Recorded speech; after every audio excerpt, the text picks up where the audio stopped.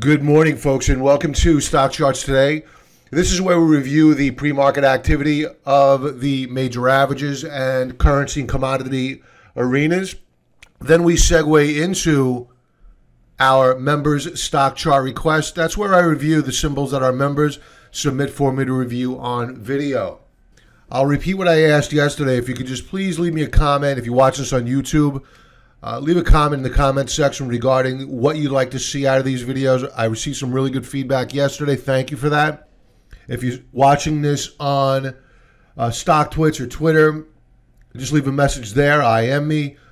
Or if you're watching this on the website and you're a member, leave a note in the forum. Now, let's kick things off. Over the past several days where I have discussed the pre-market activity, we have seen strength beginning on Monday in the futures market. Day after day, we have seen a fade. Yesterday morning, I warned of the potential for a fade on the release of the economic data, and we got it. Here was yesterday. Here was the morning, and then we rolled over. What's going on here? You can see that we're up this morning yet again. We have more economic data coming out at 8:30 and then at 10 o'clock. The Empire Manufacturing Survey, as well as the Home Builder Index and weekly jobless claims.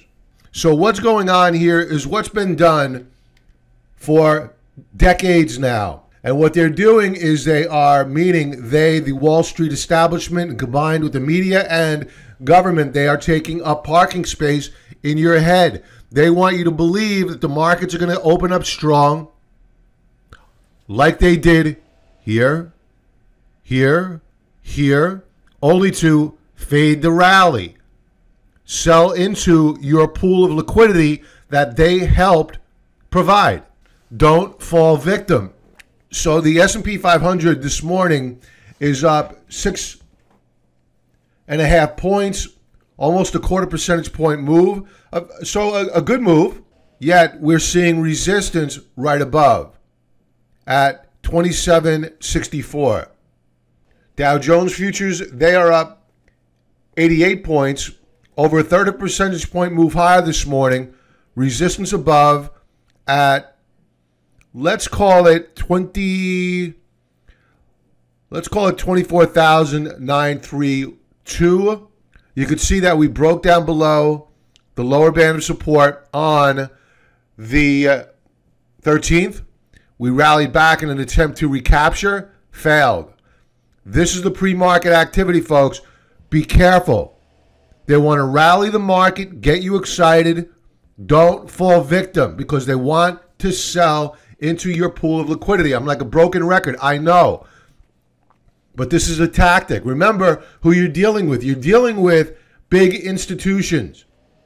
They have large positions that they simply can't go selling market orders on, or else they'll knock the stock down far greater than what would normally be required, unless, of course, they had the ability to create demand. How are they creating demand right now? The fear of missing out. You wake up, you check the futures. Wow, the futures are up sharply.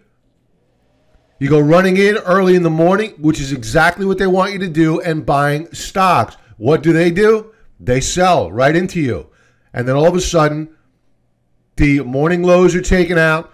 Then you see the prior day's lows taken out, and then you get that incredible sinking feeling yet again. Do you ever wonder why it happens over and over again? It's all about the discipline. Let's talk a moment about gold. I spent a lot of time talking about gold yesterday on Stock Charts Today. If you didn't watch it, go back and check it out. I spoke about it in great detail with members last night, an updated version, a strategy. So members, if you didn't check out Market Wrap last night, please go back and check it out. It's posted in the members area. So I was left a message by a visitor who was good enough to leave a comment on YouTube. And this is from Arnie. There have been many technical YouTube videos where the speaker has said the S&P and gold trend opposite on a daily basis. This is BS. I agree. If you look at the daily action for many days in the last few weeks, they are going up and down together. I would appreciate you discussing this. Thank you. Okay. All right, so back to the chart of gold. So, Arnie, what you're seeing sometimes is, yes, the S&P 500 and gold will trade in tandem. The question is why? What's the catalyst? There's always a catalyst, and that catalyst changes from time to time. Now, the S&P 500 and gold will trade in tandem when there's a perception that the Federal Reserve is behind the curve on interest rates and that they don't plan on moving anytime soon, or if they sound dovish on interest rates. Why? It's because there's nothing more than what Wall Street likes than cheap money. It's addictive, and right now we're going through withdrawals. But gold traders, they say, okay, the Federal Reserve is sitting on their hands. They're already behind the curve. Inflation is rising. The economy is slowing. That's stagflation.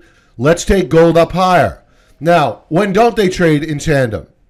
They don't trade in tandem during times of fear, such as the Brexit exit time, the Brexit vote. During that point in time, the dollar and gold rallied together.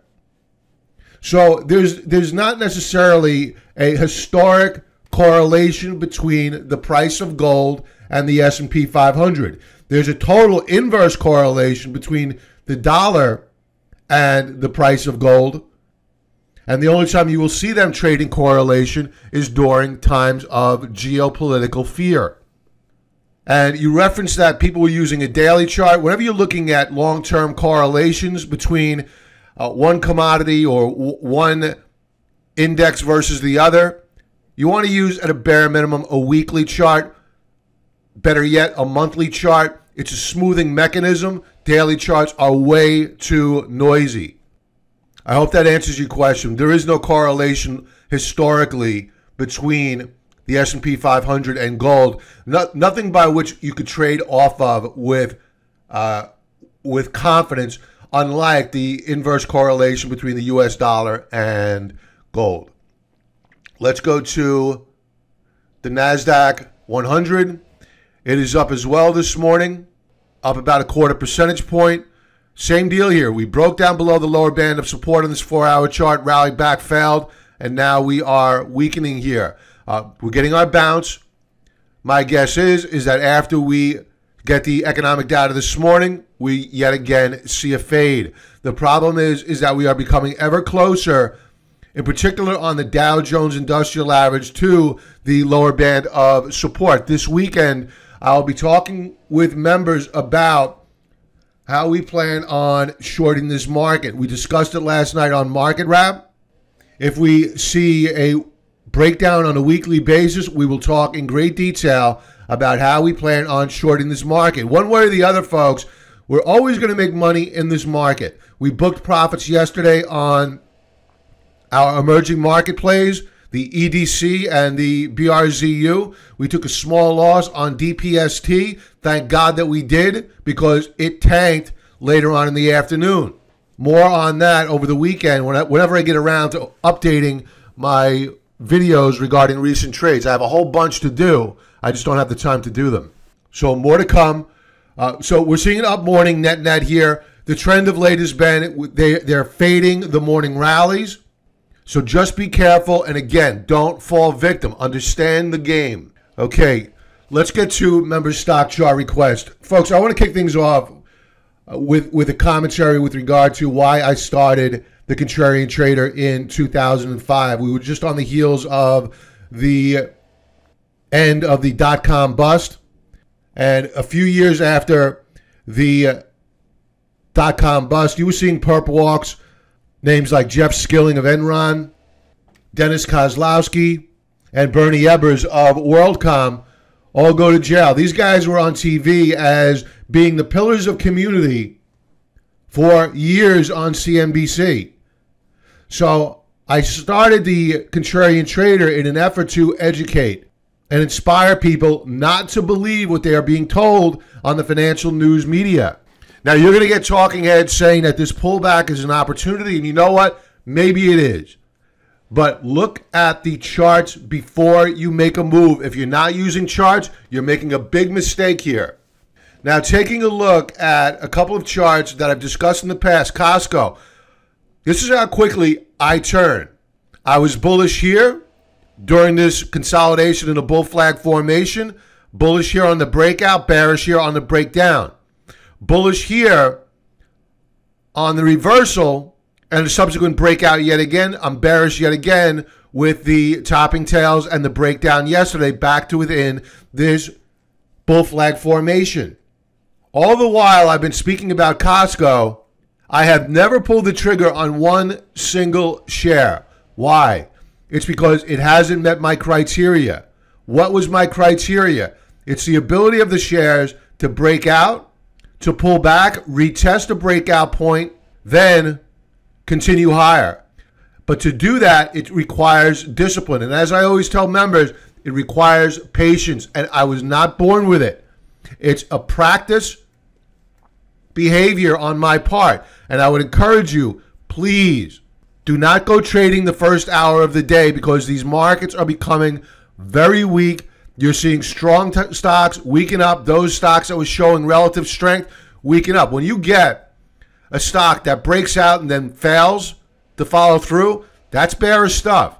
You have the RSI on a weekly basis, Stokes on a weekly basis, all rolling over, lower highs, lower lows. Be careful. Decker's, another one. It was showing relative strength for quite some time. Now it is weak and getting weaker. This is a daily chart. We broke down below the lower band of support on the 12th. Then we broke down below critical support at 92. Now we are retesting in an attempt to try to recapture. Both lines on Stokes trading down below 50. It's my bet that this once strong stock is now weakening and will in all probability head lower. So in just a matter of days, what was a relative outperformer versus the S&P 500 is either a performer with the S&P 500, which is weak, or now an underperformer. Watch the charts. If you don't know how to read the charts, join the Contrarian Trader and learn. Weekly chart, massive breakdown on Decker's if we close out the week below this lower band of support. We still have two trading days left to go. For Pavlos, MOMO. Yeah, Pavlos, I got your message on the forum. Yes, I'll update the positions to reflect our adjustments from yesterday. MOMO. The weekly chart looks good here. We have no weekly high yet. We have resistance above at, let's call it $37.98 to $40 per share. So quite a bit of resistance above here on this position. Volume to the downside this week is light. Volume last week was really good. To the upside, daily chart, we are in a triangle formation. Here you have it. Tight consolidation. You could buy the breakout. I would just be careful with your position sizing. If the market were in a bull run, you could open up your normal position allotment.